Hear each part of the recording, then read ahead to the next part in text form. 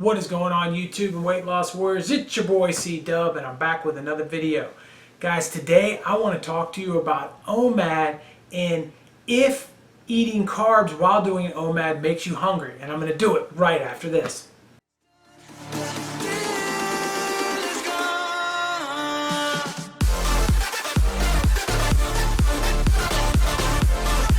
Hey guys, thanks for joining me. My name is C-Dub. If you've never been to the channel, I lost 125 pounds eating one meal a day. And for those of you guys that are already weight loss warriors, thanks for rejoining me today. So today I got an important topic because I hear it all the time. I cannot tell you how many times, guys, I've mentioned to somebody about my weight loss, and if they do the keto diet, the thing they say back to me is, well, you're going to gain the weight back because you're eating carbs. Or the other thing I get all the time is, hey, listen, carbs are going to make you hungry because that's what they do, blah, blah, blah, and they'll get into it. So let me give you the idea behind what the keto people are talking about and why it can get confusing, because I think we all get confused because there's so many different ways to do something as simple as eating one meal a day.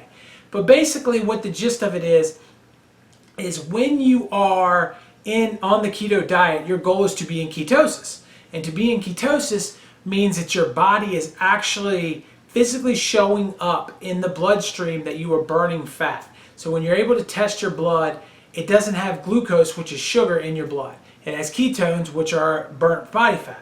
So the thought process of the keto community and the thought process that they push forward a lot of times is that hunger comes from when you're not fat adapted and you've run out of your glucose and you need to refuel that glucose so you get hungry. And that when you switch to ketones and you're burning ketones full time, what ends up happening is your body pushes away the hunger because it is adapted to burning on the fuel, and therefore you're never feeling the hunger as long as you have body fat to burn.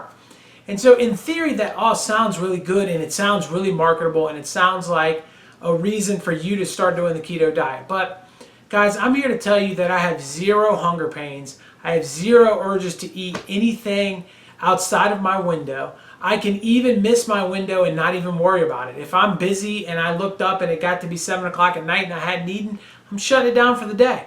I'm not even thinking twice about shutting it down for the day, and I'm not going to get hungry the next day.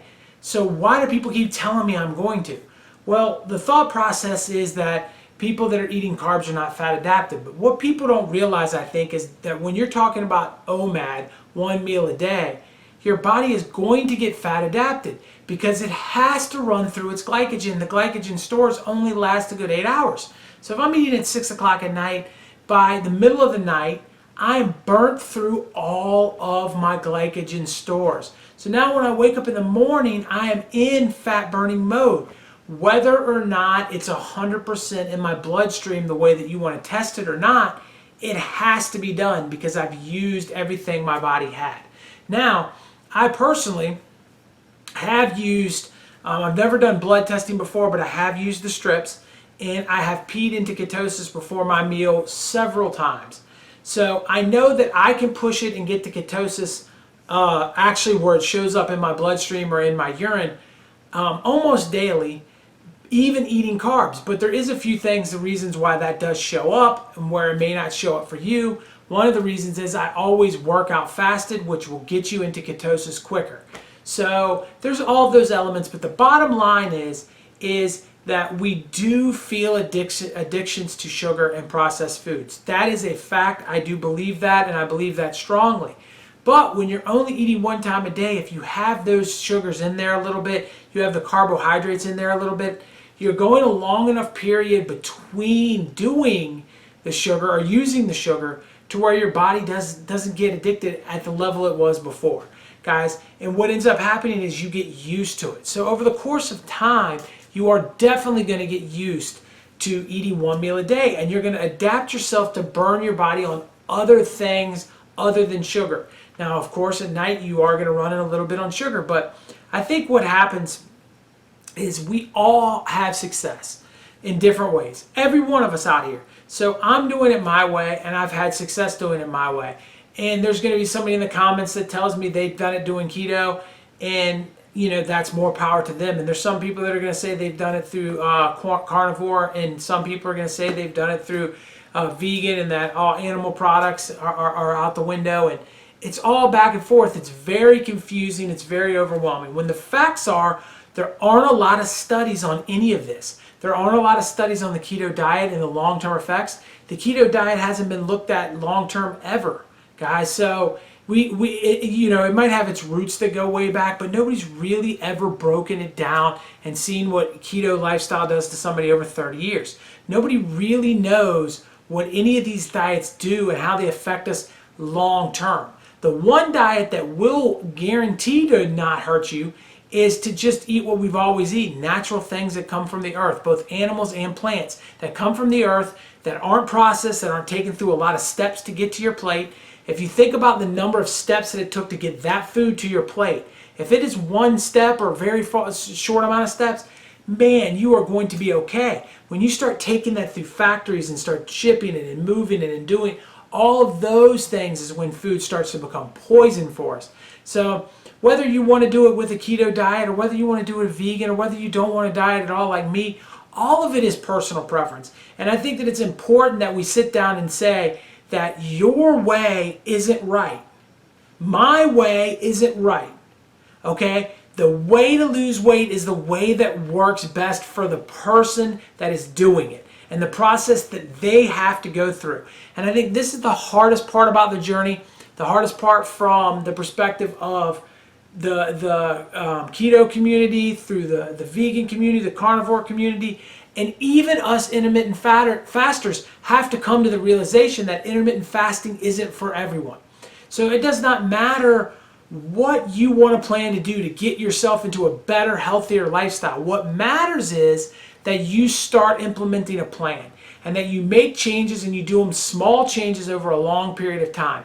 And if you're able to do one foot in front of the other one to get to the goal, you're going to be able to reach your goal. You're going to be able to reach your goal much easier than anything else, guys. Just like I did the video on coffee, and I had a couple of comments below talking about, well, that's great information. And they almost took it like I was trying to be negative to coffee, and a couple people took it like I was trying to push coffee. I want to make sure that you understand that if you're going to drink coffee, drink coffee. I don't care. It's your journey. I just wanted to give you the science so that if you were going to drink it, you could put it in the right time. Same thing in this situation. I want you to understand that there's going to be hunger for somebody on a keto diet when they first start OMAD. There's going to be hunger for somebody on a sugar diet. No matter what you're eating, guys, or I should say a carb diet, not a sugar diet, but carbs are sugar, but that's a whole different video. Bottom line is it doesn't matter which one you're doing. It doesn't matter which way you're attacking this. What matters is you're doing what you can sustain for the rest of your life. If you're watching this video and you're saying to yourself, well, I'm going to do keto for 2 months till I get to my goal weight, or I'm going to intermittent fast 16-8, but I'm only going to do it for 6 months. You are going to have success, but you are going to follow that with failure unless you have some kind of other plan that you're putting yourself into that's going to help you get successful, because you will fall back into what you've always done, guys. These tools are meant for this is the key to it all. And I've said it before, and we can laugh at the term, but it's a complete lifestyle change, a complete shift in the way you are living that is going to allow you to make an impact. And if you cannot do what you're doing now from today until they put you in the box, then you're not doing the right thing for you. And I don't care what diet that is. So I hope this was helpful. I hope it answered some questions for you guys. I hope you guys realize and see what I'm trying to say here. And what I'm trying to say is what works for me may work for you, but it also may not. And what other people do doesn't mean it's going to work for you. You have to play with it and do the experiment of one. And do that experiment on yourself. I'll keep trying to give you the information to help you pick and choose what you need to do. I'll keep trying to put you on the right path. I'll keep trying to support you, but you have to do it. No one else can do it for you. No diet can do it for you. I appreciate all of you guys.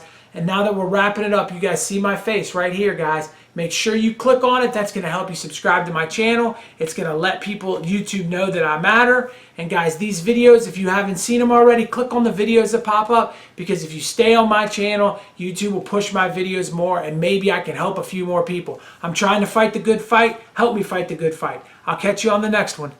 Peace.